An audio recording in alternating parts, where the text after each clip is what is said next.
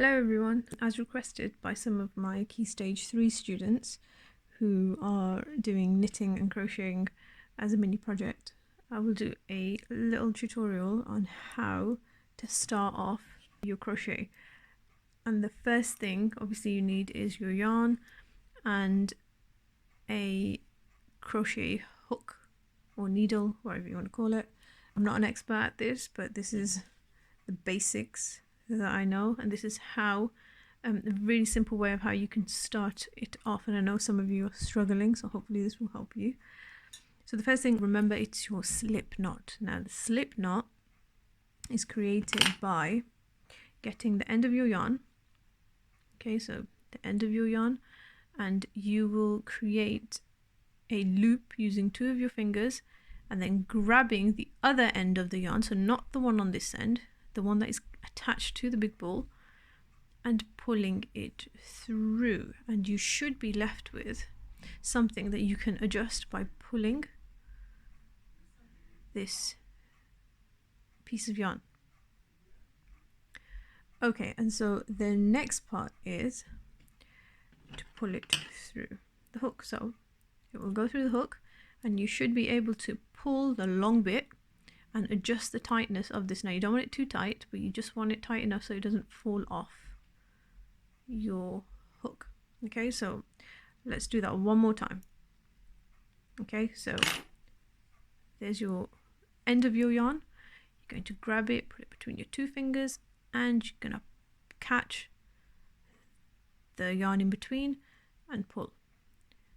And the long yarn connected to the ball is the one that you adjust with. Okay, so once you've got that, you pull it through and adjust it, and that's what you should be left with. Okay, now the next step is, how do we start making our first stitch? The first stitch is called a chain stitch. There's different ways that people hold it, there's no right or wrong way, but the easiest way that I find is if I hold the shorter end, okay, the end of the yarn between my little finger and thumb of my left hand, because I'm right-handed. If I hold that there, and then the top, if I hold it between my first finger and my middle finger, so I create some sort of tension like so. All you are doing is this, so let's do a close-up. You are basically using the hook on your needle and you are using it to pull through the yarn that is connected to the ball. Okay, so let's just look back. The big long bit that's connected to the big ball of yarn,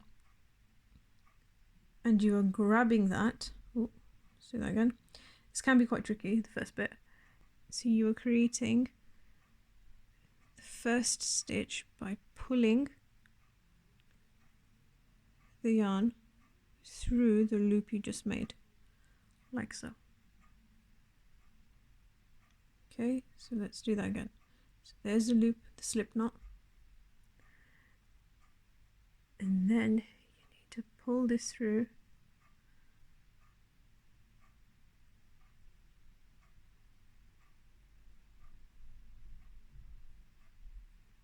like so to create your first stitch. So you can see it's like a V shape. Now all you are doing is the same thing over and over again. So you're going to pull the big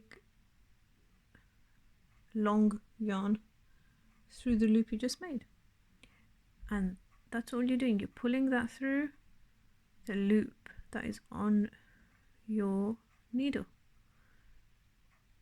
Let's go through, you grab it, you pull it through and out, grab it, pull it through and out, and remember to keep that slight tension there.